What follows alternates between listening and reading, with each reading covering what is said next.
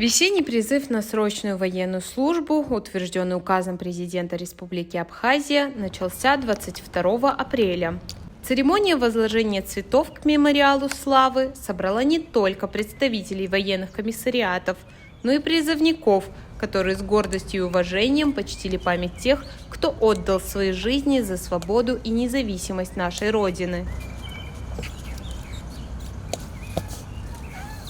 Министерство обороны Республики Абхазия осуществляет общее руководство и контроль над проведением мероприятий, связанных с призывом на действительную военную службу граждан Республики Абхазия.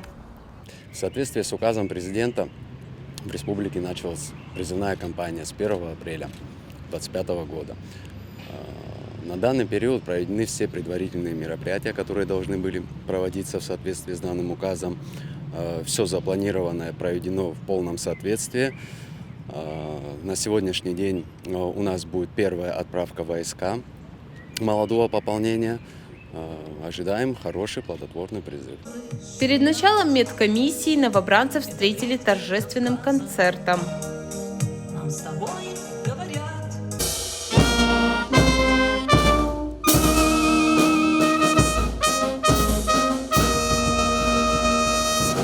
Призывники прошли медосмотр, где у них проверяли слух, зрение, различные травмы. В конце приема каждому дают ответ, годен или нет к прохождению военной службы. Уберите, можете закрыть рот, глаза закройте. Указательным пальцем правой руки в кончик носа попадаем. Весенний призыв на действительную военную службу заканчивается 30 июня текущего года. Алиса Адлиева, Торник Амичба, Абазат ТВ.